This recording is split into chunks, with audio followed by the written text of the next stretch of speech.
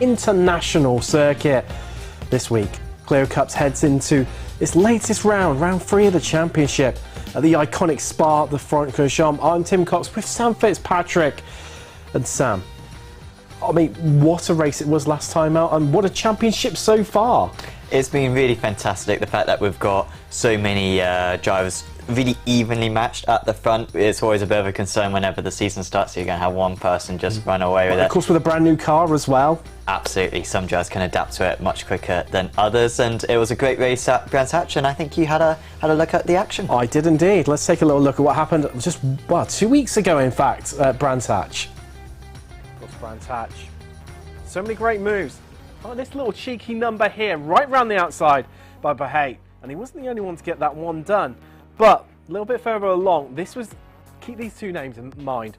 Harris defending round the outside, managed to keep hold of it over Fletcher, and then, well, a little bit later on, these two come to blows up into Druids, but it's Jack Godden.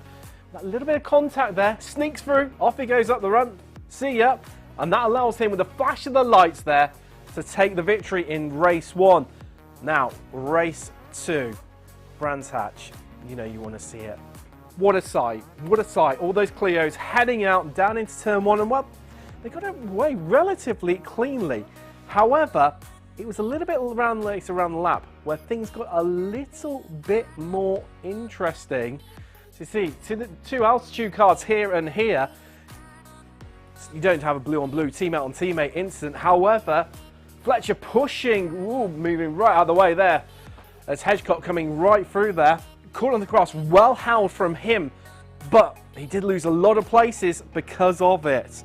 Now again, Bahate, beautiful little switch back here. Harris goes on to fence, on the attack up the inside. Bahate says, well, if you can leave that great big gap on and slide my car back into it.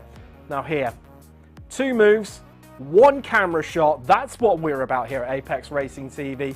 Fletcher versus, well, just getting ahead there, then having to defend.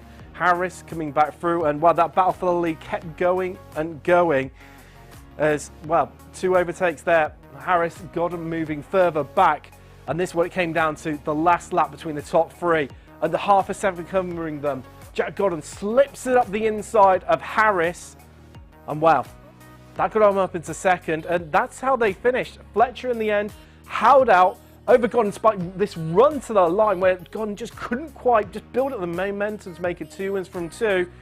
And in the end, set off second, Harris into third. What a finish it was indeed. But this week, Spa just conjures all sorts of great memories, and such an iconic track, isn't it? Let's face it. Let's get stuck into things. This absolutely iconic circuit in the hills of Belgium. And well, turn 1, the source of all problems. But will it be for our drivers? Getting through there cleanly, really just clipping the wall on the inside. That is the crucial part before we head up the hill, Eau Rouge Radion, hardly need to mention it, down the Camel Straight, and then into this lovely complex of corners here. Malmedy, hard onto the brakes. Really want to take as much curb, especially in these Clio Cup cars on the inside there. Hook it up round. And then, well, I don't know what you want to call it. So many different names. Bruxelles. Tricky because the track starts to dip away from you through No Name. Turn 9. Can take a little bit of the runoff on the outside there, but of course these cars prone to understeer. And then we head through Pouon, turns 10, 11. Really holding on tight. Really easy to pick up an off track just right around the outside there. And now it's all about building pace, building that momentum. So head through Foundries to 12 and 13, that beautiful little chicane. But this next complex, 14 and 15, so crucial. Really clip the curb on the inside there, just hook the car up. Take plenty of exit, but be careful of that gravel trap right on the outside there. And then it's all about that exit out of 15. You know, you're building the pace, you're building the momentum. On the run out to Blanchimont, 16, absolutely flat out. 17 here at Blanchimont. You're going to have to bit off the lift, but it's going to take full commitment. Will we see side-by-side action through there? Well, there's going to be some very brave drivers if they give that one a go. And then into what's called the chicane now. It used to be the bus stop chicane because it looked more like a bus stop. Hard onto the brakes. A big overtaking opportunity right at the end of the lap. Well, I'm sure we're going to see plenty of action. Of course, these two 20-minute races always bring it. And then, of course, running the Grand Prix pits. So that really short run out, just literally just past here. That's where the finish line is. So it's all or nothing in those final corners, and it's off to another great lap of Spa. Who's going to come out on top? We'll see soon. I mean, last week, Sam, Jack Gordon nearly coming away with that double victory. I mean, that would have been setting the bar incredibly high very early in the championship, but obviously the first and the second, that's not bad at all, is it? Yeah, Gordon went into the season for me a driver who I had never commentated on before, and so I wasn't sure really how he was going to fare out there. And after Okayama, honestly, I didn't think he had the same pace as the likes of Harris and Fletcher. But last time at Brands Hatch, I mean, Fletcher said himself, he was the fastest guy out there. I mean, and so Gordon's a big rival to those guys this season, and yeah, was not far away from a double race victory, but just that small mistake in race 2 cost him, and that's a mistake that Mark Fletcher didn't make, and that's why he won the race. Well, and equally, Jack Wilson, last time out, had incredible performance. I think it was up something silly like, was it 12 places in the opening lap or something? It was incredibly frightening amount. If he didn't have the incidents, I think he'd be right up there fighting with them as well. Yeah, he had to. I think he had a qualifying ban for race 1, which kind of wrecked his chances there, and then he was unlucky in race 2 to get wiped out the way that he did. So yeah, he's certainly one of the highest potential drivers out there, but hasn't had a clean run at it so far this season. But tonight he is going to be able to take part in qualifying, and so I expect it to be a 4-way fight, maybe even 5 or 6. I think Adam Hedgecock qualified great last time out. He's had no luck though. So there's more than just those 3 drivers who can win races in this. Well, of course, as Adam said to us last time, if he didn't have any bad luck, he wouldn't have any luck at all. And well, that very much sums up poor Adam Hedgecock. Like the touring car version of Paul Collishaw, I would say. He's very similar. Has no bad luck, no good luck either. Yeah, I think that's fair enough. But exactly. You sort of have a certain amount of bad luck, I like to think, in a season. Hopefully, he's had all of his done so far. That has put him quite far down in the championship. He's not in the top 6 in the championship. However, at the top of the championship is Mark Fletcher. Of course, ever so strong last time out at Brands Hatch. Scored the most points of anyone, and then also very strong at Okayama as well. You can see got in there close behind Harris, a little bit detached. But with a drop score, don't rule anyone out. It's only 2 rounds into the championship, and yeah, still some time remaining. It's still tight, and like I say, plenty to play for. You should have a little look at the AMP standings right now, and well, see how things are progressing. Scott Malcolm leading the way there, with Jay Walsh and JPC, as he's known by short. Paul Joseph. Sorry, did I call him?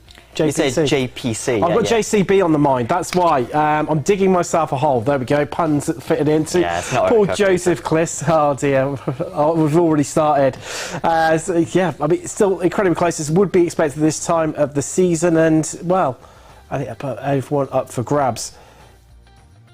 Let's get down to tonight though, Sam. The nitty-gritty Spa, a very different track to what we've been so far. Okayama round 1, Brands Hatch round 2, well, national circuits that have held Grand Prix in the past, Formula 1 Grand Prix, so still have that international sort of vibe to them, but this is a whole different ball game for these drivers with this car. Yeah, it really is. Of course, the first couple of rounds as well, not matching up with the ARL Porsche Cup, which we have later on, whereas tonight does. Didn't really fancy having VIR in the clears, or Monza in the clears would be very dull. This circuit is going to be very high speed as well. It's going to be dull in parts for some of the drivers in the clears, because these things max out at about 200 Ks, and so going down the Kemmel Straight is going to be quite a bore for them. But you do have that middle sector as well, and the car is very fun around that part of the track, and you can get some serious speed as well going into La Fagna down the hill, and really can be very enjoyable as well, as this track is in every single car. It's a reason why it's the most popular track really in the entire world of motorsport. That's controversial. Well, we did a poll on this about 3 years ago and it won, so there you go. According to Apex Racing TV social media followers, it is the most popular circuit on. Well, there we go. Well, from 3 years ago. From 3 years ago. There we go. Well, of course, format 4 this evening, qualifying. That's not too far away. And then, well, we get stuck into the nitty-gritty of things, Sam, with 2 races for all of our enjoyment here. 2 20-minute races, Sam. This format is obviously a little bit different to what we're going to see later, obviously, with a heat format later on in the Porsche Cup. However, that second race, it reminds me a little bit, well, very fittingly, of what it's like at British touring cars in real life, where that last race, it's almost a little bit, not quite gloves are off, because that makes it sound nasty or malicious, but people are a bit more adventurous, you know, willing to make a bit more of a gamble, especially with that reverse grid as well. Yeah, and so far it's been Mark Fletcher who's been the absolute kind of master of that race too, getting through the order very quickly.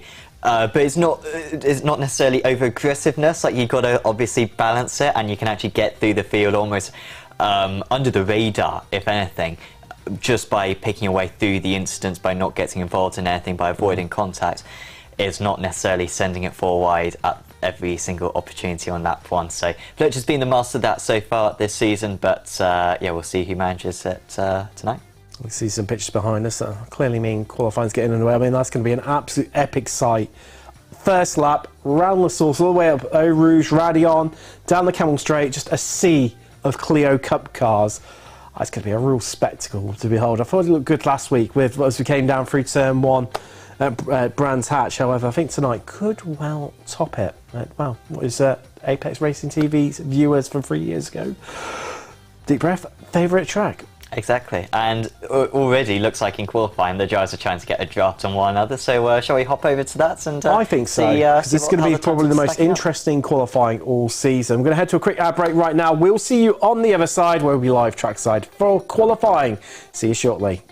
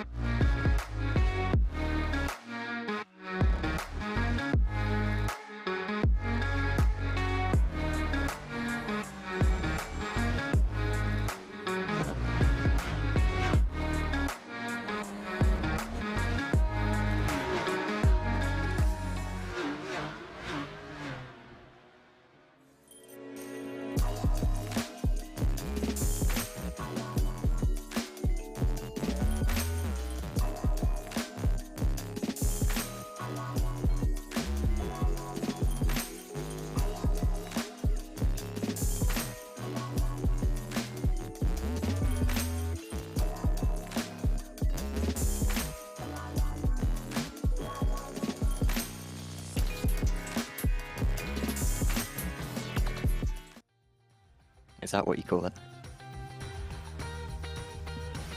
Hello and welcome back. Qualifying underway. And well, you can see, Sam, nobody wants to be at the front of that train. No, everyone's absolutely crawling along at the moment. Personally, I love this, Tim. I don't like to reference Formula 1 too much because I realise that there's other motorsports in the world. However, Monza 2019, where barely anyone set a lap time because they're all waiting behind each other. It was meant to be a farce, it was meant to be the worst moment in the sporting history. I loved it. I love that stuff. I love the tactics. I love it when people make mistakes. I think that's one of the most underrated elements of motorsport, is when people make mistakes and when you can't perfect something. And this is what's going on right now, where these drivers, not everyone's going to nail it. Not everyone's going to get a perfect slipstream. There's a little bit of luck element, but there's a lot of skill as well in terms of putting your car in the right place at the right time. Most certainly is. And I think to be tricky about around here, Sam, is because it's such a big track, limited opportunities for the drivers to get laps in, because only a 10-minute qualifying, and you are the the harsh taskmaster that has the hard fast shut at the end of qualifying. No overtime, no messing around. So I think we're going to see a couple of drivers out there only get 2 laps in. Yeah, I mean, we're 4.25 minutes into the session, and some of the drivers are only in Sector 2, well, everyone's only in Sector 2 of their first flying lap. So even if you're out there right from the start, you'd only get 3 timed laps in. Not even that, 2 lap time laps in, isn't it? Because it's over a 2.5 minute lap time. So yeah, it's really putting the pressure on not track extending. Track extending isn't so bad around this circuit anymore because you now can go up to the edge of the red and white curb. As long as you've got a wheel on the curb, you're alright around most of the track. Mark Fletcher not messing around with a slipstream, he's punching the hole in the air, and I think that's a good strategy, particularly on your first lap, to get at least a good lap in, especially when you're fighting for the championship as he is. Onto the brakes. Just trying to feather the throttle. Such a tricky course with these cars due to the undulations, as talked about during the track guide. And the track falls away from you, induces understeering. A car that, well, is naturally understeering anyway, being front-wheel drive. It's winding it up. This is a key part of the track right now. Through Campus, Stavilo. As you see, Andre Bogdan Kamadaru. There he is on camera. So I got used to seeing Andre's face because, of course, he has the Walk Racing YouTube channel. Do check that out, where they quite often do kind of reviews of each of their races, particularly when it comes to the Prototype Championship. It's quite interesting.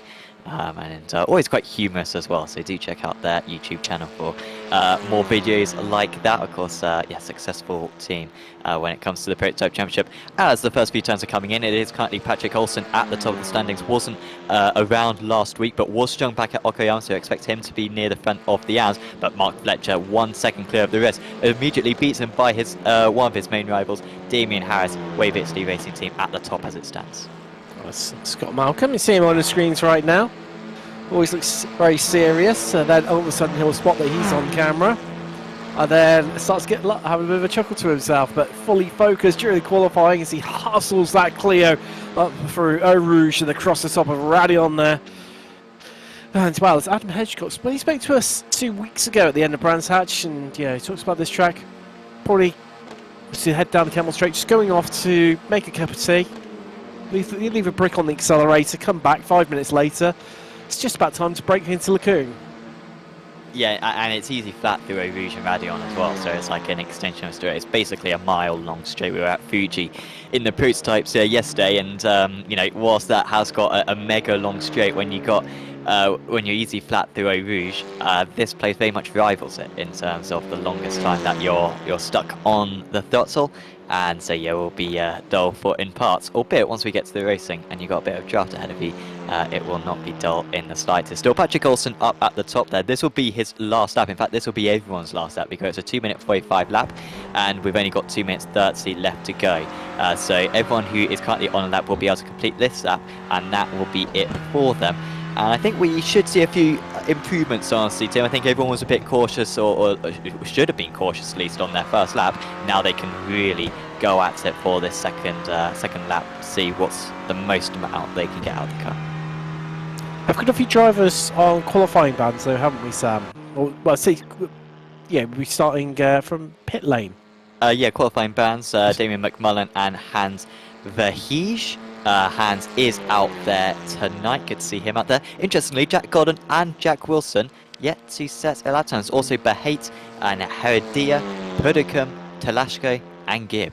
So we have got 20 drivers out here, but 6 of them failed to set a lap time so far. They've all had their lap times deleted so far. Pudicum as well went fastest of anyone in Sector 4.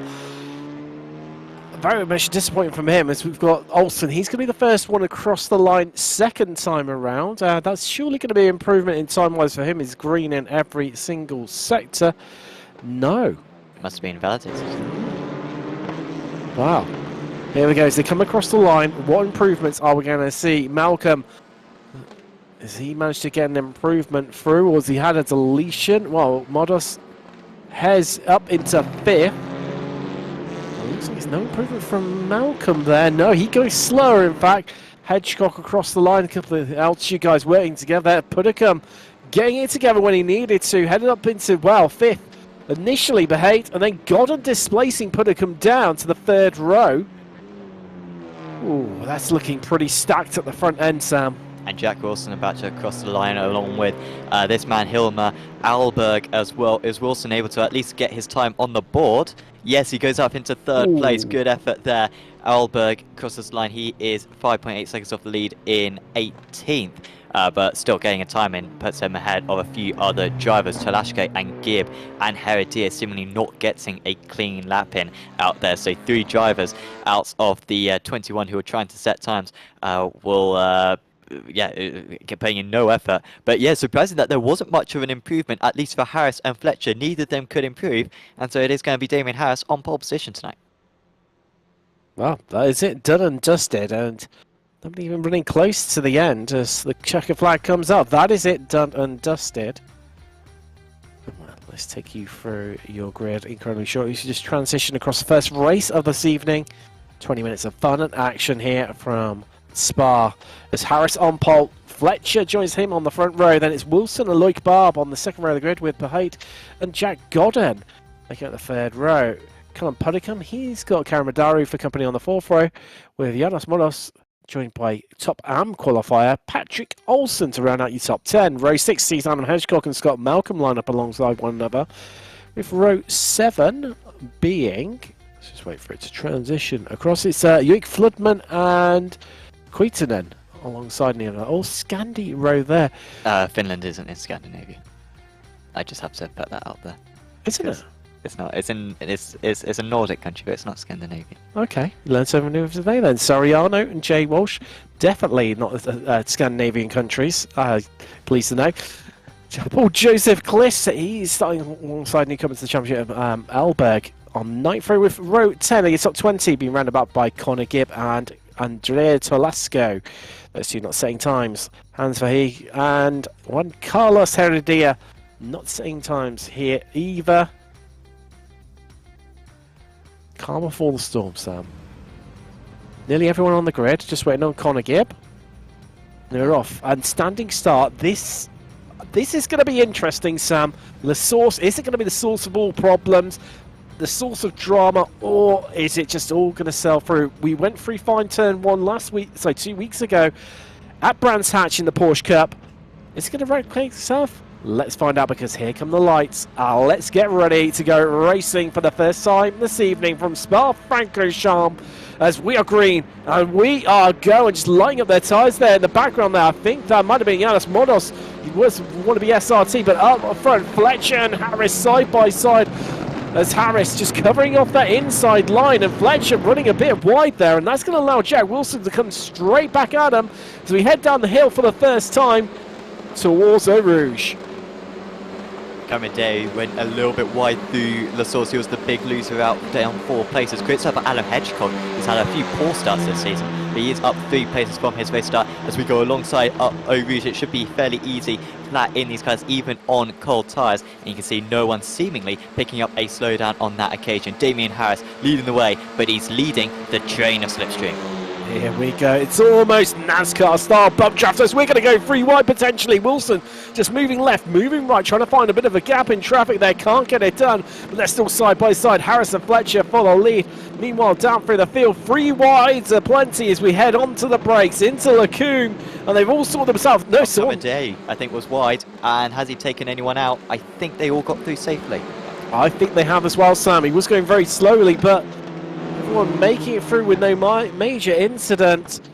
And well, he falls right to the back of the field, but as they say, the only way is up for Karamadaru right now.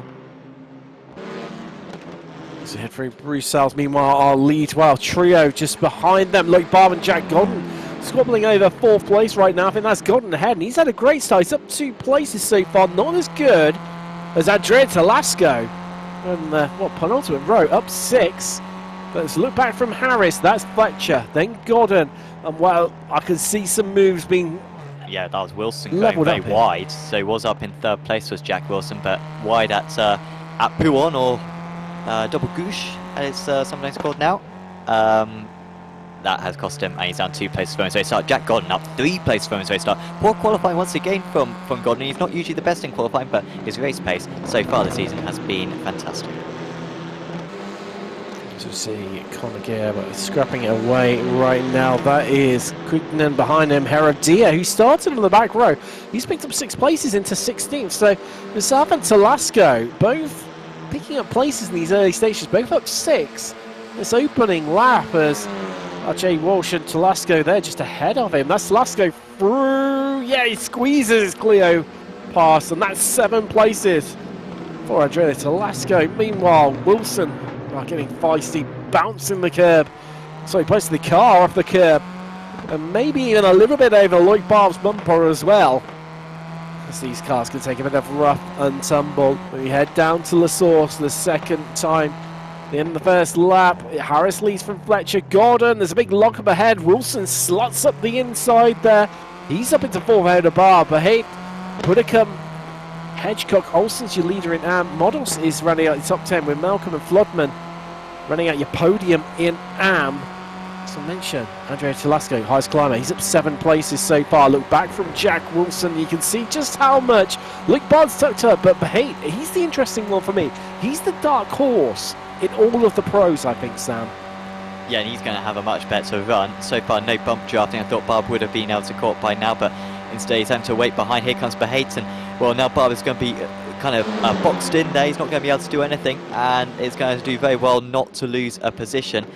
And he has not been able to prevent that from happening. Hedgecock, meanwhile, in the background, going alongside Patrick Olsen. Both these guys with a strong start so far, but Hedgecock is now ahead. I think that, if anything, that was him just defending that position from the Team Banana Joe, who was ever so strong at Okayama, but missed last time out at Brands Hatch, hence why he's not leading the AM Championship anymore. Hedgecock sent it in too far, and this is really slowing up these drivers, and we've now got a big pack from 8th position where Hedgecock is, all the way back to Andrea Telasco in 13th.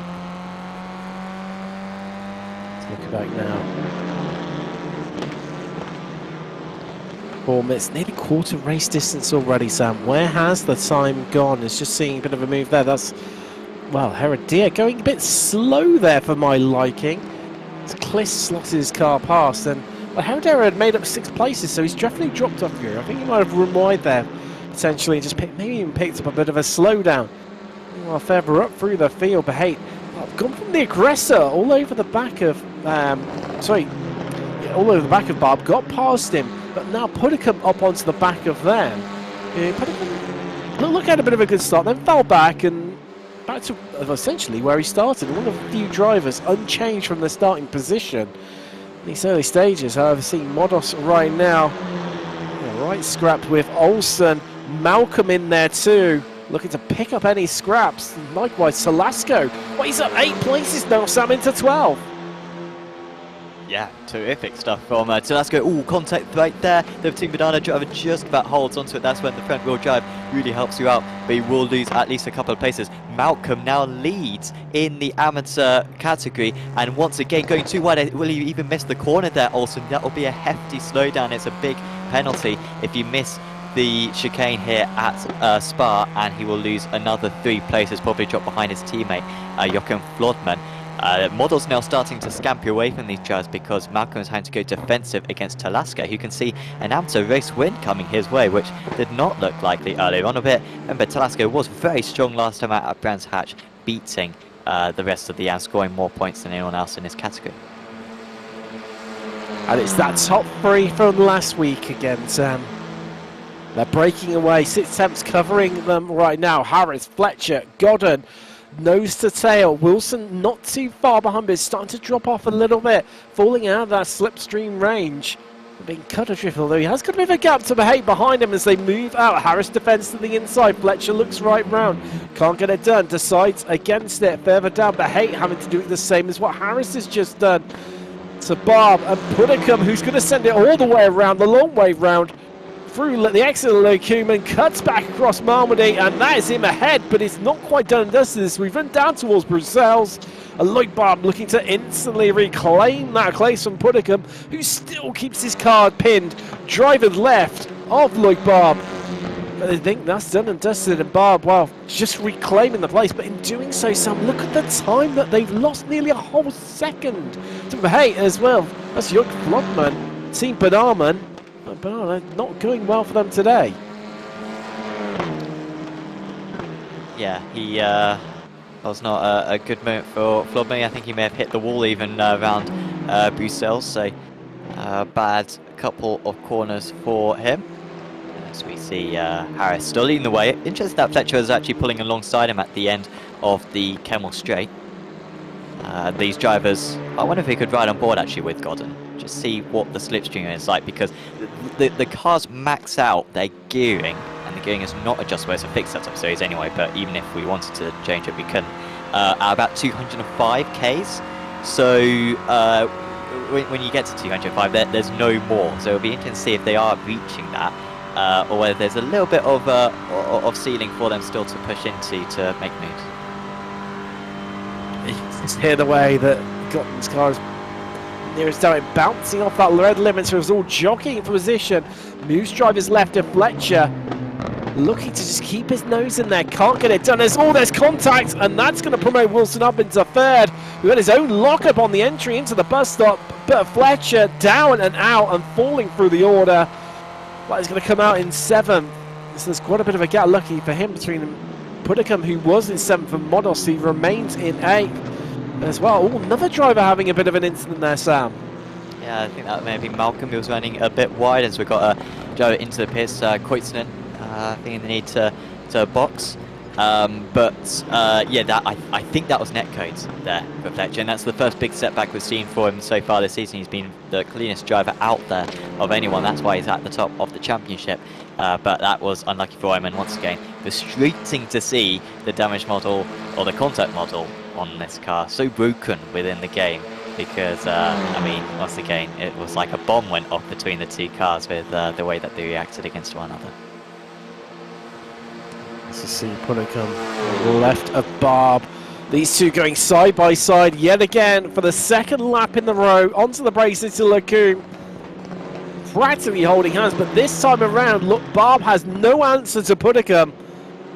And that is him ahead, and wow, directly behind, looking to inflict more pain onto him is Fletcher, Puddicombe's teammate, as he has a good look up the inside, and Barb could lose 2 places in as many corners right now, trying to keep his nose in there, but he can't keep Fletcher honest, and that's him, well, back into seventh. A disappointing start for the Frenchman after running well initially.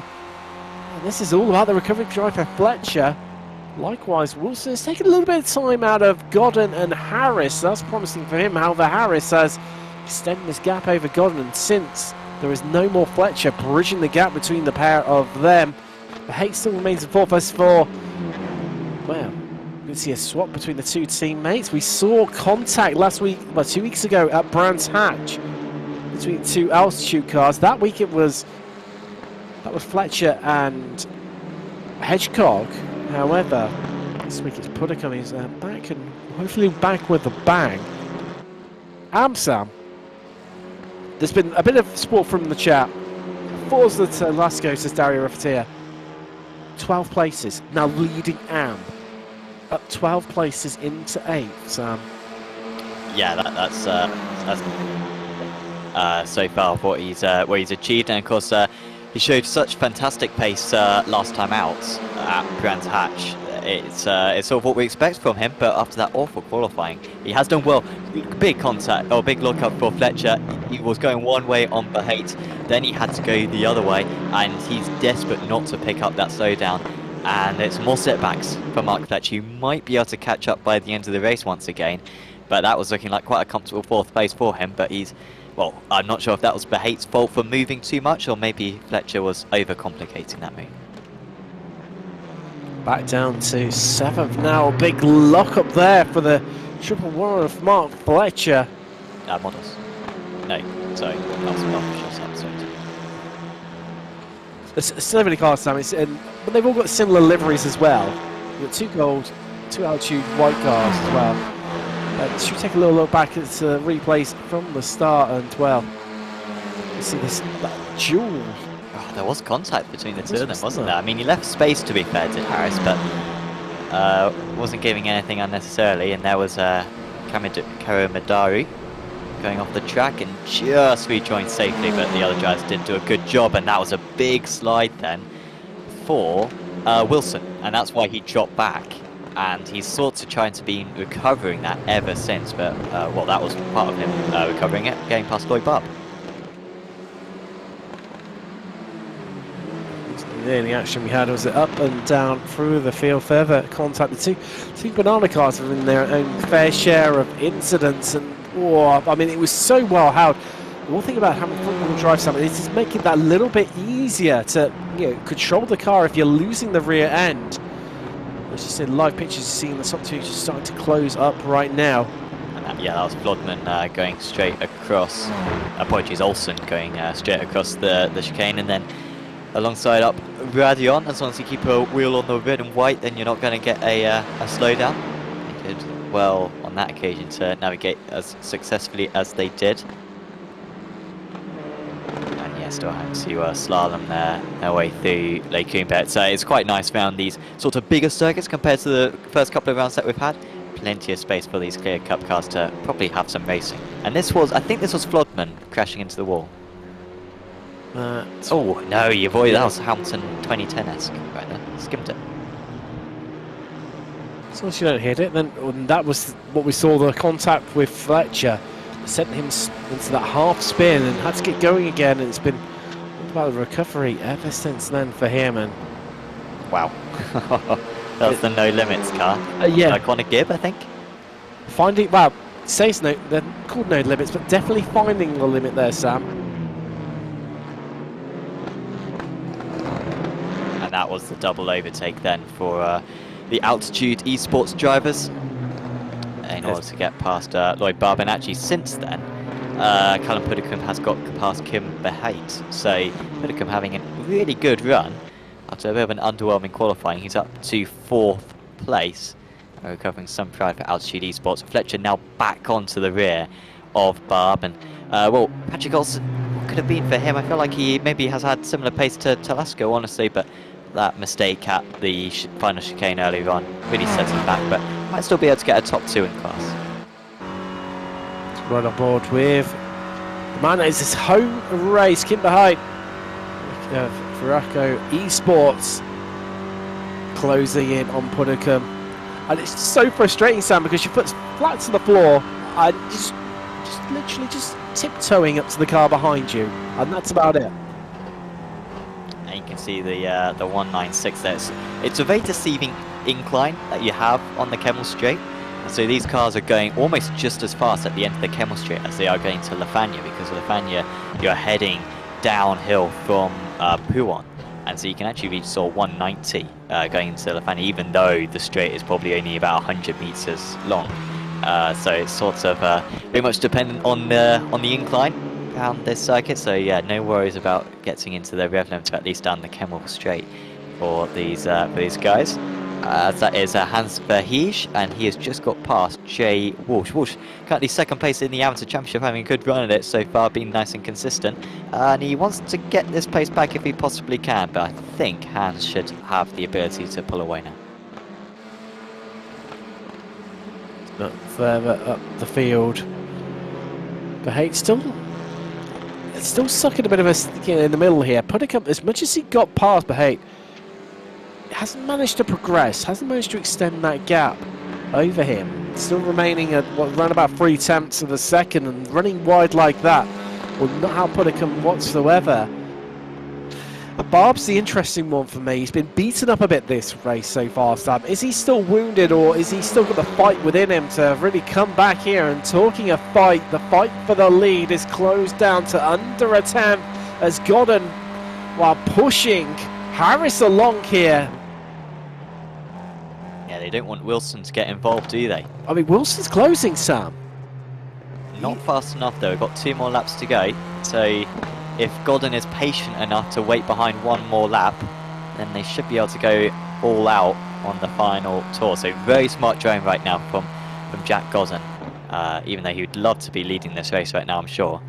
He can see this race victory coming his way as Puddicombe and Behait are back alongside Behait, retaking that 4th position into La Source. Barb is right with them. I think all 3 of them are pretty much alongside. And there has been an instant between the lot of them. Puddicombe dropping down the order. He's wide at La Source and will slip down the order. Modos will move past, and even Hedgecock will be close behind. Fletcher, in all of that, gaining 2 places. He's up into 5th. More importantly, Andrea Telasco. Also, Telasco has been mentioned in the chat. Well, he is absolutely flying the AM driver up into 7th overall. Started the back up 13 places. As Hedgecock's made it past Puddicombe to inflict more damage and insult to injury. Meanwhile, up front, Fletcher, after that contact, looked down and out, Sam, and he's back up into 4th as Barb succumbing to Fletcher. We've already done before they even turned into Lacombe. And now Behait, can he sniff an opportunity here? He's right up behind the Frenchman. Pulls out a little bit of a late move. Can he get it done on the brakes? Barb just covers it off, just shuts the door in his face. As they head through Bruxelles, there's nothing certainly a lot of opportunity, but as you said, Sam, time is running out. That means opportunities are running out. And despite the bump drafting going on between these two, they're not pulling away from Wilson, are they? Yeah, Sector 1, Wilson matching. Sector 2, Wilson 1/10 slower. Sector 3, Wilson 1/10 slower. Sector 4, 1/10 faster. So it's all sort of evening out right now. And this will be frustrating for Wilson, because he'll feel like he's absolutely nailing every single corner. And yet, just that mistake, which was his own fault at Peel on lap 1, has really set him back. But great to see, we know that Wilson's got the potential to challenge for these race wins. Hasn't had a proper clear cut at it so far after a crash at turn 2 on race 1 back at Okayama, and then a qualifying ban at Brands Hatch. This is the first time he's really been able to show his pace, but still it's Harris versus Godden. Godden had the better of Harris on both occasions last time out at Brands Hatch. Is he going to strike right now? No, he's going to wait at least for La Source. Well, I mean, where do you overtake here, Tim? Do you overtake at, surely not La Source, but it's got to be Lake or the chicane, no? I don't... probably, I mean, if you go into Lacoon, leaving yourself vulnerable for the last lap coming into the bus stop chicane. It's Luke Barb, currently 5th, and well, Fletcher's really scampered away here and left Barb behind in this trail, and also that following train as Behate heads down low, and Barb just not seem to have much pace in that car right now, especially at this crucial point in the race. Fletcher, a big lock-up from him into La Source. He's fine though, and Behate now up into 5th as they run down the hill before heading up and talking at the top of the hill through Radion. We get to find out, Sam, where this move is going to be pulled off from Godden, but can he get it done? Harris defending to the inside. Godden still pushing, still squeezing him along. And despite this bump drafting, I tell you what, Wilson is actually catching them, if anything, because they move across onto the racing line. This says to me, this is bust up or nothing. Yes. Yeah, it looks like where he's going to wait to make the move. As still alongside 4. P5, sorry, because Fletcher has pulled away from these gyres significantly. Behate holding on. He's already been in a furious battle with Barb earlier on. And remember, Puddicombe's a little bit detached from these guys. Puddicombe struggling for pace, maybe with a little bit of damage on that car after that incident at La Source earlier on. But Modus will fancy his chances. Talasco being overtaken by Modus recently, and even Adam Hedgecock, who's been a bit under the radar, could pick up the pieces if there's collisions ahead. This is it. It's all or nothing on the final lap in race 1. So we've got race 2 coming up very shortly. Another 20-minute sprint race here from Spa. What is Super Spa Friday here on Apex Racing TV. Clio Cups followed by the Porsche Cup. And Godden still tucked up behind Harris in the battle for the victory. Here we go. Here we go. This is it, all or nothing now, Jack Godden. You got to give it everything you've got.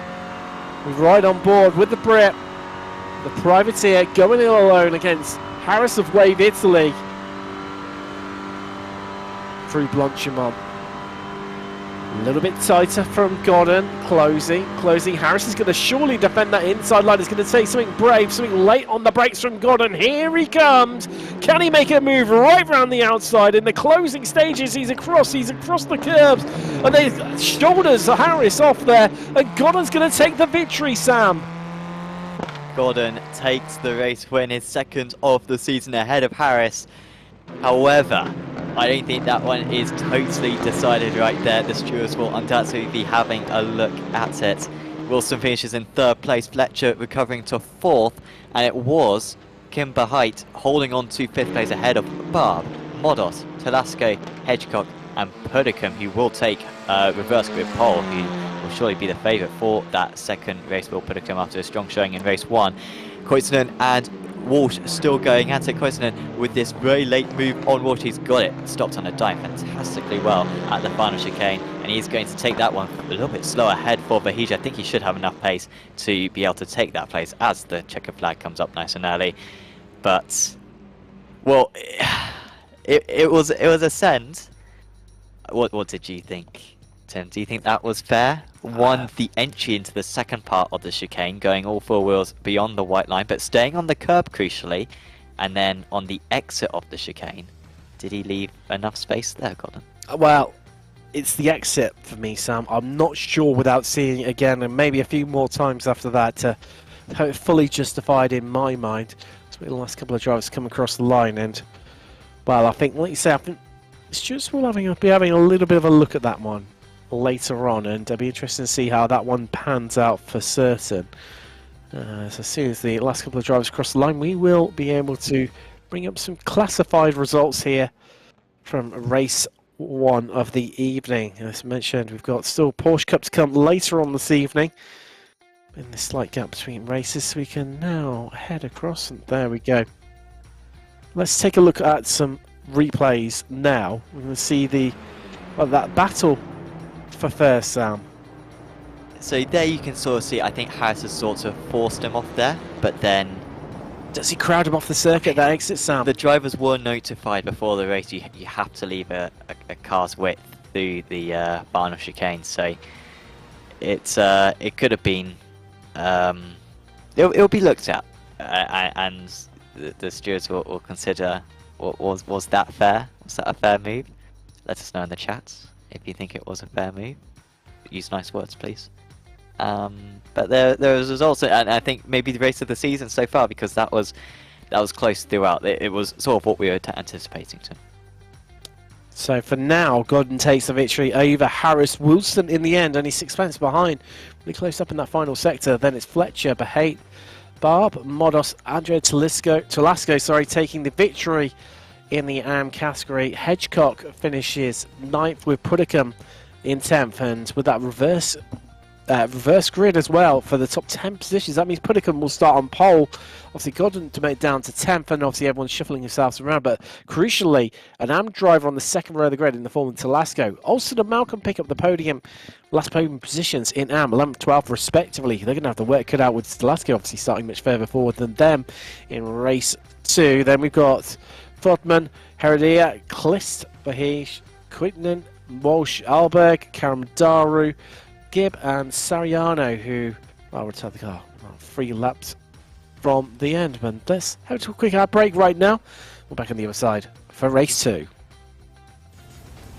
Are you struggling for consistency in your sim racing? Does your iRating look like a roller coaster? If so, we have good news for you. The way to get more consistent is to first understand what you're doing differently than the professionals. And VRS is the answer. With our competitive subscription, you will have the telemetry, setups, tutorials, and everything else you need to fully analyze your driving. Our data packs and the ability to compare your driving with the best in the world will show you exactly where to adjust your inputs, change your driving line, and shave seconds off of your lap times. And our powerful and precise Direct Force Pro wheelbase and precision pedals are being used by some of the world's best drivers. All these champions agree that VRS hardware is not just the best on the market, it's also priced well below the competition. So if you're looking to upgrade to direct drive and the best pedals in sim racing, VRS is your answer. If you want to get better, get faster,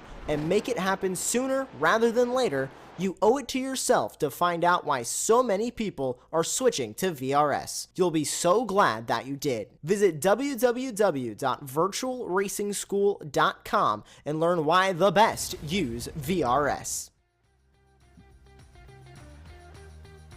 Hello and welcome back.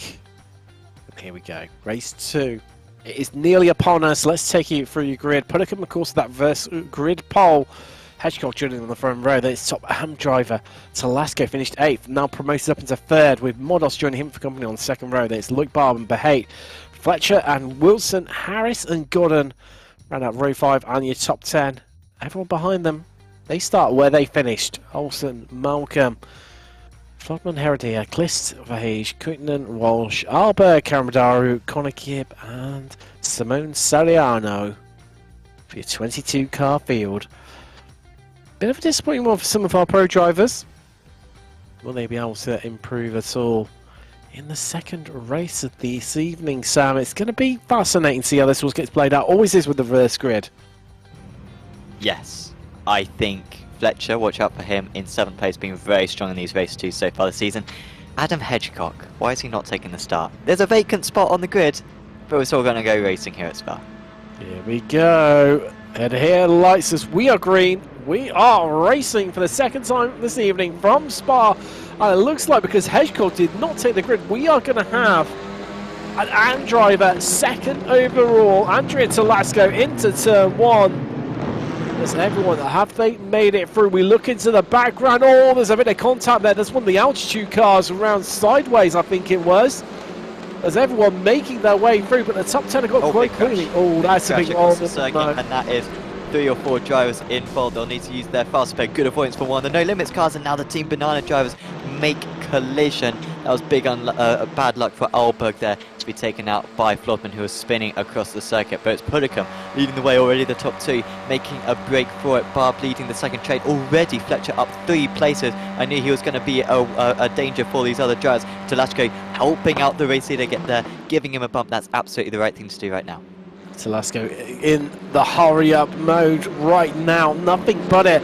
Wants to get away from the following pack and get onto the podium overall here at Spa. A few drivers around this little pocket that's hardly moved. Karamadaru already up 7. Well, he's dropping now. It's about to hit praise on it. Up 6 places. Wide for Wilson. I think that was by himself. It was. Did he maybe pick up a slowdown earlier on? Just had to burn it off, Sam, potentially? I think it was more of a mistake. I think it was a slide for him. We've already seen Hedgecock go wide at that corner earlier on, so it seems to be a tricky braking zone, and it was for him right there. So whilst Puddicombe and Telasco had that nice gap initially, it's already been closed in.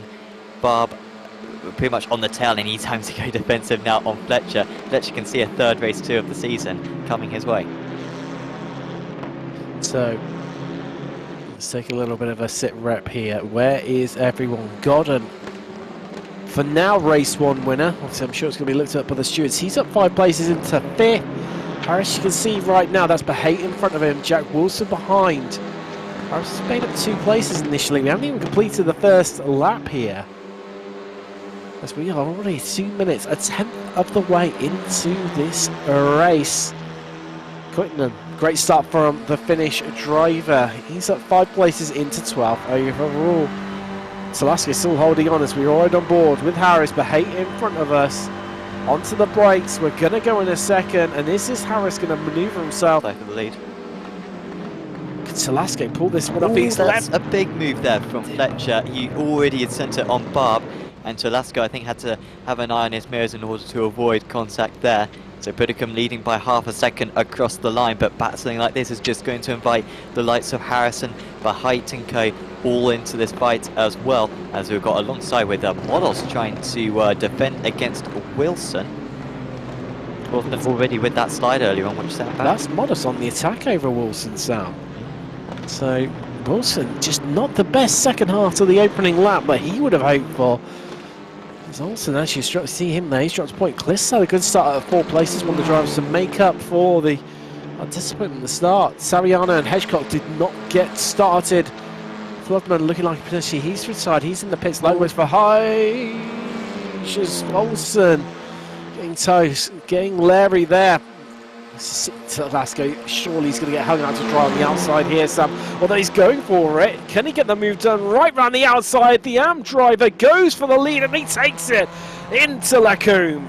But he comes so careful there. I don't know if he thought that maybe he had enough of a high ground with Fletcher in play as well. He was very early on the brakes. Meanwhile, Telasco just absolutely sent it. And honestly, you know, whilst I'm usually for tactical racing and not waiting behind, if you're not overtaking, you're losing out position. So you've got to be aggressive at this point.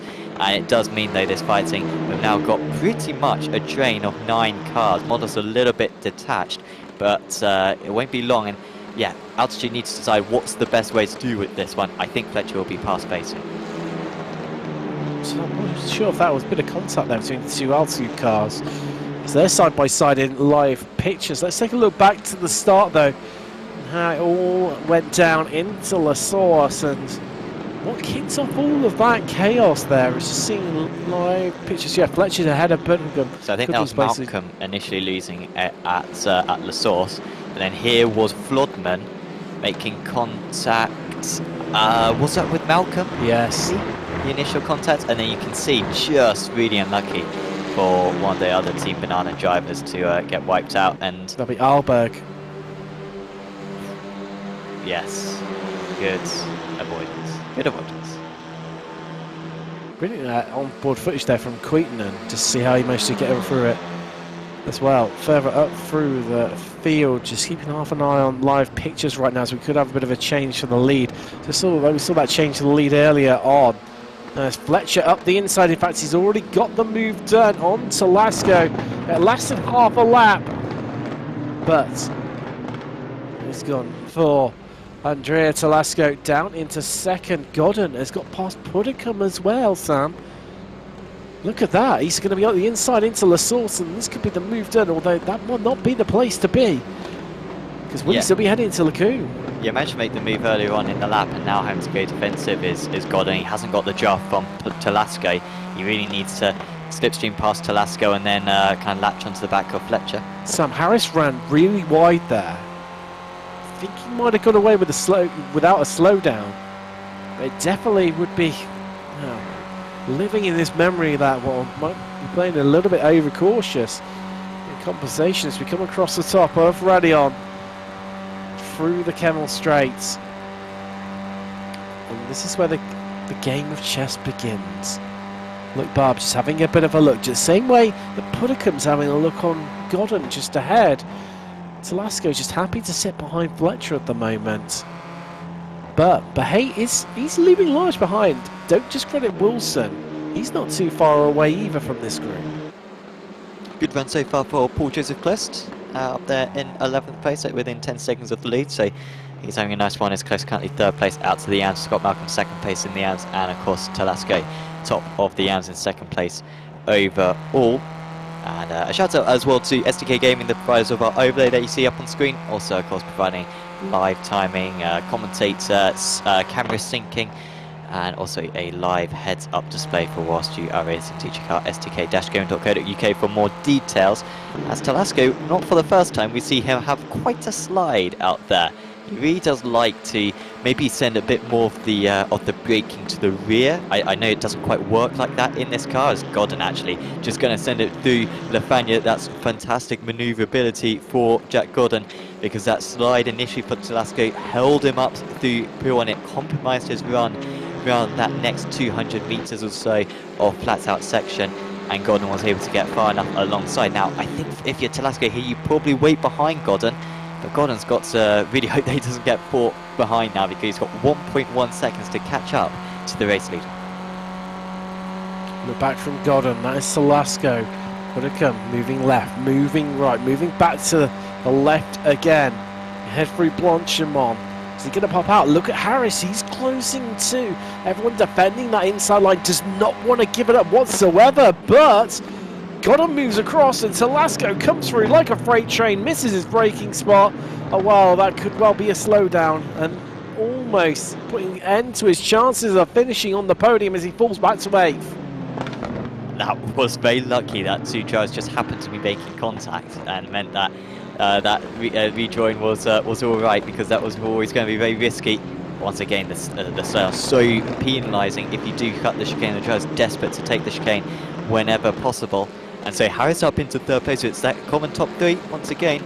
Barb, Puddicombe, Wilson in 6th place. So he wasn't really able to do a whole lot in all of that, was Wilson. He has gained a couple of places. He was as low as 9th position earlier on, but still a little bit detached from where he would really like to be, which is fighting for the win. But he's now got Callum Puddicombe for Altitude Esports, the next car ahead of him, and not really any big gaps. And it seems like the slipstream in this car, I think, is there, upwards of 1.5 seconds. Certainly Godden was gaining time on Fletcher, 1.2 seconds behind at the back end of the previous lap. So everyone in this train, bar Fletcher, will be getting a bit of draft down the straights. Next half race distance. Let's just take a look through the standings. Fletcher leading over Godden in 2nd, then Harris 3rd. It's those 3 again, Sam. They will not leave each other alone. Barb 4th, Puddicombe 5th, then it's Wilson for Hay. Talasco, your leader now down to 8th after leading earlier on. Modos 9th, then it's Malcolm and Olsen, the last 2 drivers on the podium in AM, and Modos has just got past Telasco, although Telasco does have that big time buffer on his very slow, guy. really slow. Is that a slowdown? It's got to be so. It's got to be. Driver going slower and it's a slowdown? No. I don't know. I don't know. That seems like an odd place to pick up a slowdown, because you can maybe get it at Lake Coombe, but I would have thought you'd get a penalty by then. But no, I think it probably is. I doubt it's hard work. He seems to be fine now. Malcolm all by himself. There you go. Championship leader coming out of this round almost certainly. But with Telasco, with the job score, which will be applied later on in the season, Telasco is certainly a rival for Malcolm in the championship. So Malcolm needs to keep tabs with the Italian if he possibly can. So up front. Half the race is trying to close this gap in. It's neutralised a little bit. Last time around, Fletcher did set the fastest lap of the race, so 2:45. 3-minute lap here. Inspiring these cars. As we see Karamadaru right now looking incredibly racy at the rear of this train of Clifton Heredia, hustling and trying to squeeze his way past, and I think that's going to make his way past Cliss. There we go, he's on the inside, into the chicane, onto the brakes he comes. Well, that's now 7 places for the Romanian driver. But Cliss not making things comfortable for him as he bounces across the curb. They all make it through. Well, let's have a bit of a look through the YouTube chat. Let's see, Chas Draycott in there. Guan Fletcher, you massive sweat. Also got Thomas Cope saying, being a bit of a PJC fan, he's back-to-back duties tonight, of course, running in Porsche Cup after this, and we can see Effect Simulations Jack Wilson right now on the attack against Puddicombe. Team manager for Effects, Paul Busby's been in as well. Of course, they've got drivers running later in Porsche Cup. That follows in about 45-50 minutes on for that show. And that's Wilson up the inside, surely going to be the move down on Puddicombe onto the brakes, but Puddicombe is fighting back and not giving this up as they make contact on the exit. Al-Lakoum and through Malmedy, they sort themselves out, and the flash of the lights from Wilson clearly feels that that was, well, some hard racing there, and just wanted to say, let's have some more of it as he looks up the inside again. Oh. And that was just a slight tap in the rear as they got onto the throttle. I think it made it look a lot worse, the content than it actually was. It was just a tiny tap, really, and off into the wall. But I think Puddicombe will get away with that when he's still in the draft as well. So I expect him to get back onto the rear of these drivers before the race is finished. Albeit if he keeps on running wide like that, he will struggle to. Such a pain when you go wide at Pironi, having to get out of the throttle and really hesitate so long, and then if you do go a little bit too early, you can be wide the second part of Puron as well. A very nice corner when you get it right, but a very painful corner when you get it wrong. You can see he's picking up the off tracks as well. Pretty much if you keep a wheel on the red and white curves around the circuit, you're probably not picking up an off track. And for those people who aren't aware of the series, 20 incidents is when you get a drive-through penalty. So it's fairly easy to keep it underneath that over the course of these 20-minute races. Currently the top 4 separated by 2 seconds, but with this after effect taking place, it will be less than 2 seconds by the time they get on the brakes for the chicane. So really any of them could win out, but I feel like Barb is at threat of just losing touch with these guys. He's a little bit slower than them, it seems. You have to wonder what this group, if they were to just work together, Wilson, Bahate and Modos, how much more they could climb up through the standings, just close that gap up to Barb and Co in front of them, or at least engulf Barb to bring him into that fight and make it a four-way fight for 4th. Harris just displaying, a little bit, seems to be losing touch to Godden, although between himself and Godden they are making net time on the last lap against Fletcher. I think that was just Gordon getting the toe on Fletcher, so I think Gordon getting such a good toe on Fletcher sort of made him drop Harris. But Harris will be getting a bit of a draft as well from that distance back. So I think you're absolutely right when you say that, that they're both making time on Fletcher. So I think they will all congregate. As Gordon was very patient, wasn't he, in the last race, and it worked well for him. I think he'll probably do the same thing again. But Fletcher, at the moment, is going defensive. Gordon, no move from him. Just the bump draft. But, Sam, but, as we saw from the last race, Pate and Wilson are scrapping it out behind them, still going at it. Wow, this was the scene of Wilson having contact with... I don't even remember who it was now. It was one of the altitude cars. I've kind of completed a brake fade there. But getting it through safely this time. It's Puddicombe, of course, wasn't it? As well. Seeing some replays here. Velasco missing the corner and gutted for him. has contact for Bahait and maybe Wilson as he rejoined. There was Wilson again. So that was the contact he made, I think, with Puddicombe. Those two have been scrapping at it for a little while now. And then this was the tiny tap. It's not even in the corner, it's on the bumper. So like on the back of the car that they've made contact there. It's so minor, it's negligible, realistically. As well, our top three, they're converged together. And I was about to say before we see all this replay, Sam, that we saw Godden bump drafting Fletcher, but in the previous race, but Wilson was actually catching them, as that's one of the effect cars. That's Wilson. Talking of Wilson, running incredibly wide there. That's the Super Trucks line. No limits driver off the track. No, that was Hilma Alberg. Apologies for team. I think just Nana moving away there just to let the field come through and not interfere with the racing, which is great to see from Alberg. Barb has been dropped. He's now 1.9 seconds behind. Not really anything done wrong there from Barb. It was just a case that Godden and Harris had a much stronger draft effect than what Barb had, and so around each of these straights they've been able to pull away to the extent now where Barb, I doubt we'll have the draft. I mean, let us know in the YouTube chat when the draft kicks in, but I mean, from what I've been seeing so far this season, I don't think it's more than 1.5 seconds, and right now the gap is 1.7 seconds. We are on to the penultimate lap, Sam. Which seems crazy in some ways, because we're on to lap 6, but hey, it is what it is around Spa. You come for the action, you get given the long track, which means limited amount of laps, limited amount of opportunities. You have to get tactical. It's a thinking person's track.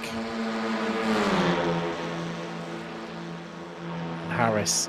He's having a bit of a look here. Fletcher defends to the inside. Is Godden going to lose a place here? After sitting behind Fletcher, is it going to pay it? Well, not pay dividends. It's going to cost him dearly. He's indebted and down to third as Harris up into second. And this is where it's tricky for Fletcher. He must be looking at his mirrors, seeing the pace that Harris has caught them. And now ahead of Godden, who is no slouch. I mean, realistically, was the man to watch 2 weeks ago at Brands Hatch. But yet here, well, I say that, he's already technically picked up a win, so technically he's the person to watch. Yeah, but Harris has got, he'll be very annoyed, or Harris after that, at the end of that race one. He feels like he should have won that one, that he should have been afforded a bit more space, I'm sure. So I think of all of these guys, he's going to be the one who's going to be throwing caution to the wind. Fletcher with the championship lead, and generally has been the most cautious out of these drivers so far this season, very much thinking about the long game. I think Fletcher, if he doesn't win this race, he's not going to exactly lose sleep over it, whereas I think Harris will be a fair bit more desperate too. But really, it'll come down to ability. Like I say, I don't think it'll be who wants it more. I think it'll be the ability of these drivers to put the car in the right position at the right time to think correctly. And we've just got one more tour of the circuit to decide who's going to take the third race 2 of the season. Here we go through Blanchimont. He's going to take the title line. He's going to just scrub off the least amount of speed. And they all look pretty even as we head down towards the chicane. Harris moves wide. Godden sees the opportunity to have a little look up the inside, backs out of it, heads more across the racing line. Fletcher is defensive though as well. He'll be happy to watch Harris and Godden going side by side directly behind him. White flag is in the air. 1 lap left to go here from Spa. Round 3 of the Apex Racing League Clio Cup Series. Lock up from Harris. What does that mean? Sorry, yeah, Fletcher, apologies there, Sam. You're spot on. And what does that mean? going up the hill. Has he lost any time in comparison to the other two behind him? Let's see Queenan here. He's trying to make his way past Karamadaru, who's had an absolute fly. He's up 7 places into 13th and started 20th. Here we go, Sam. Here we go. Does someone go at Lacombe, or are we left waiting? I think Harris has got to go for it, because if he doesn't go for it, he'll be overtaken by Godden, like he was at Druids 2 weeks ago. So he's got to go for it if he possibly can. But that might leave him vulnerable. There's going to be contact now between the top 2. There's going to be contact between 2nd and 3rd, and this will surely be a 3rd consecutive race to victory now for Mark Fletcher, because 2nd and 3rd for the 2nd time tonight, Harris and Godden making contact. And it's opened up the gap now between 1st and 2nd. It looked like it was going to be the contact between Harris and Fletcher, honestly, initially, when he came flying into the corner, having to go defensive against the British driver. But it was the apex contact which caused them issues. And, well, we knew that these drivers have a rivalry already this season, but I think the rivalry has just taken another chapter right there. Further down through the field, this is Heredia and Olsen. Ooh, as Heredia skims the wall on the outside of No Name. That's a big contact there with Olsen. You see his thoughts on it there. Being communicated through the medium of headlights. As further up through the field, well, there's still plenty of places up for grabs here. Behate, Modos. Only 2 tenths separating them. They've actually scrapped that. It's more closer to a 10th than 2. As I say, that expands out to 2 tenths, but even so, they've got Wilson not that far up the road. One mistake from him will bring him back into the equation. We're running out of corners here, Sam. Realistically, there's Blanchimont, and then the only last opportunity, overtaken opportunity, that last chance saloon that is the bus stop chicane. Buckle up, folks. Here we go. Who is going to get it between these two Modos, or is it going to be Behate? It's up front. Fletcher's going to take the victory. And it looks like Harris and Godden going to come in 2nd and 3rd, but it's what's happening further through the field. I think we're all looking forward to see how it's going to come out, and I think Modos has got it done, Sam. Yeah, Behate's losing 2 places right at the close. Pudikum has also got past, and Telashko will win in the amateur category. That's a 2nd consecutive meeting victory for him. But Scott Malcolm, as long as he can hold off Olsen and Heredia, will be pleased with a top 10. Still a solid point for the Scottish driver. Gibb getting past Clist right at the close on this one, but Clist has got back, so problems for those two. Who is ahead? It is Gibb. I think Clist had to cut the chicane, and now he's trying to serve the slowdown right before the finish line. And across the line, PJC comes for Olympus Esports. But Mark Fletcher, once again, it was the lead which was the place to be. When you're in a pair, it's nice to be that full-line driver, but it was inevitable that 2nd and 3rd were going to fight it out, and Fletcher, with that lead, was in the perfect place. Wow. Didn't fail to deliver one little bit, did it? Action, drama, excitement. It's just Spa, isn't it? In abundance, as we wait for the last driver to come across the line. That being Alberg, and well, I'm going to take you through some quick results before we head off into a break shortly. Fletcher waiting for him as well. That rivalry, Sam, this could be one of the best rivalries in Apex Racing League history between these three. It's been fascinating. It could be, yeah, because the fact that they're so constantly at the front. We've got 2 races every single meeting where they are battling one another. This time it was Fletcher winning out, Damien Harris in 2nd place. Jock Godden, if he doesn't get a penalty for his race 1 incident with Harris, should score the most points of anyone tonight and will be closing the championship lead down. There was Loic Barb in 4th place, Wilson, Modos, Pudikum, Behate, and Telesco winning out in the AMS. Malcolm and Olsen rounding out the podium. Could have been a bit more there for Olsen tonight if it weren't for a couple of mistakes. Heredia finished in 12th place. There was Connor Gibb, Paul Joseph Clist, Jay Walsh, Hans Verheij, Andrei Bogdan Karamadaru, Mikko Koitsinen in 18th place, and then Hilmar Alberg, Joachim Flodman, Adam Hedgecock, and Serene didn't take the start. I don't know why Hedgecock didn't take the start, because he would have been on the front row, so that was a bit of a shame. But we'll go to the highlights for the race that just occurred, and we'll be joining you back in a moment in the studio.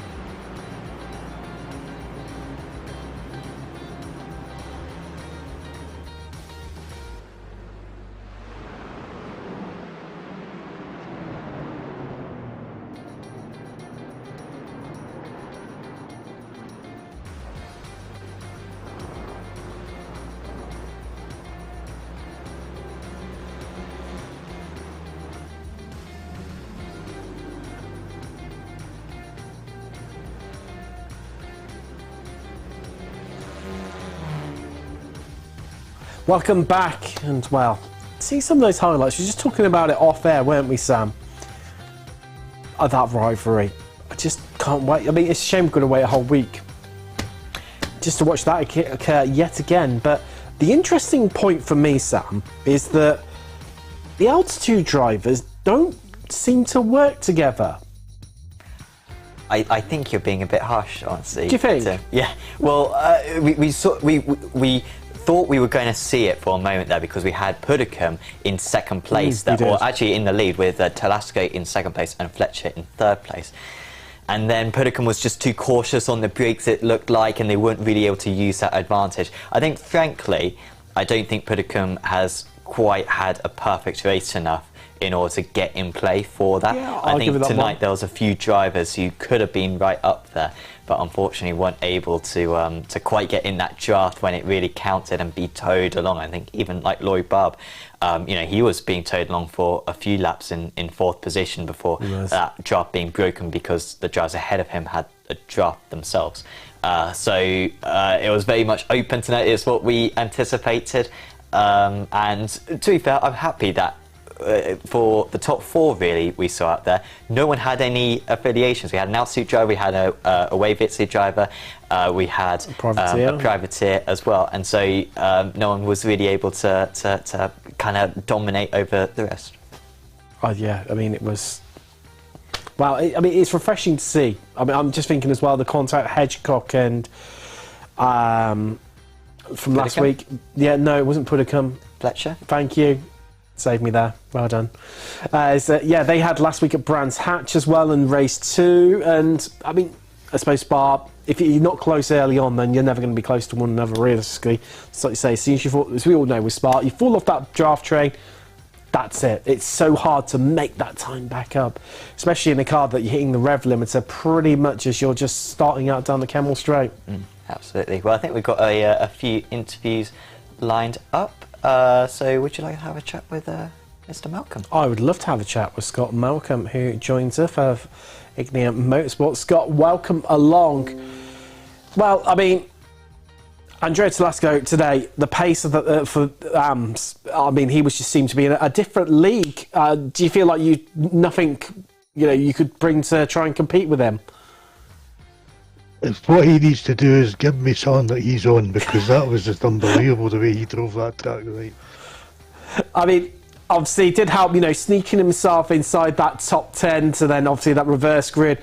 But, I mean, in terms of yourself, realistically, a double podium at Spa in Am, I mean, come on, that's not a bad result to be walking away with at all. Yeah, especially when I was struggling with this track. I was struggling big time, especially in the middle section. I just could not get it going. And like, there was a speed to Patrick there, and he was catching me. If he hadn't been battling with whoever was behind him, he would have caught me long before he caught up with me, and maybe got the second spot in the arms. And I mean, talk us through that at the start in the second race. I mean, we saw the replays, cars everywhere, left, right, and centre. I mean, you must have come very close to being caught up in that yourself. Yeah, well, I came round the first corner, and it was Patrick just clipped the back end of me, but I caught it. That's fine. These are the things that could have happened in that corner. But I'm going down the straight, and like it's 3 wide, and I think it's Rodman was on right, and the next thing I know, he's broadside in front of me, and I'm going, oh, I'm there. I looked it back. I've had a look back before I came in here, and I think it just looks like a racing incident. I think we just both try to go for the same bit of tarmac. But as you say, the perennial 2-into-1 does not go, does it? And well, there's one of those things. But well, having said that, like I said earlier, a great result. Congratulations on those double podium here from Spa. That is Scott Malcolm. Cheers. Not a bad result at all for Scott, really, was it? Yeah. Always needs to, kind of churn in those points, still at the top of the championship, so good news for him.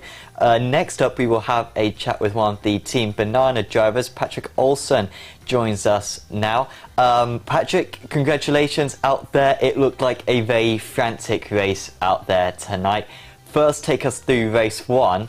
The first couple of laps looked, very tricky to maintain, but you were right up there in the top 10. Yeah, hello. I did make it really hard on myself with some slowdowns.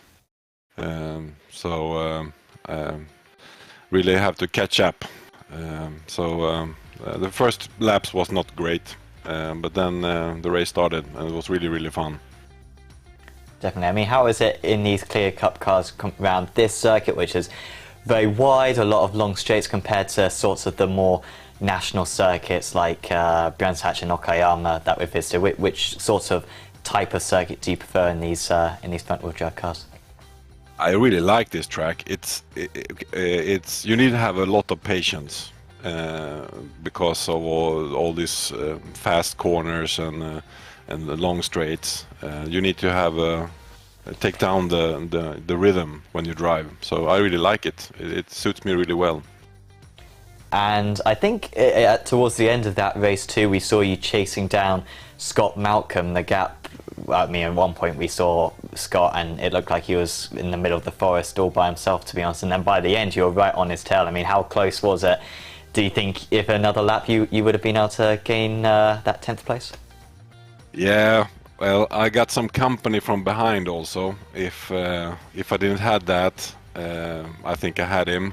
But Juan Carlos and me had some fights up in, I think it's, I can't remember the corner, but we hit each other, and then Scott got some seconds, and that was it. Yeah, it was tricky to recover from there. Next up, we head to Sebring. Would you say that's sort of more in the vein of this Spa circuit, or would you say that track is more similar to sort of Okayama and Brands Hatch that we visited earlier in the season? Well, I don't know. I haven't tried this car on that track, so it's going to be really fun to try it out. I think it's going to be really good. It's some long straights also and some high-speed corners. So I think it's going to be a little bit of a mix. But I'm really looking forward to it. Yeah, we're certainly looking forward to it as well. Is there anyone you'd like to give a shout out to, Patrick? Yeah, well, my teammates, Team Banana. We had some unfortunate for one of us in this race, but really good. We practice a lot together and we have really fun. So we really appreciate being part of this league. Really great. So thanks to them, and thanks for you for taking care of us in a good way. Awesome. Well, thank you very much for the kind words. Also, final question. What's the origin of Team Banana? What's the reason behind that name? Nobody knows. It's if you tell anyone, we need to kill you. Okay, you don't tell us this time on that occasion. Thanks for having a chat with us, Patrick, and best of luck next week. Yeah. Thank you. Bye bye. Patrick Olsen there. Sounds like to me, Team Banana is a little bit like Fight Club. The first rule of Fight Club, or the first rule of Team Banana is you don't talk about Team Banana. Exactly. Yeah. So yeah, he's. I'm curious now. I really want to know. I think you could have a 6-part documentary on this. Honestly, you could do. Why it's called Team Banana. I did think it was a bit of a risky question, but yeah, that wasn't the worst response you could have given. Well, at least he didn't slip up.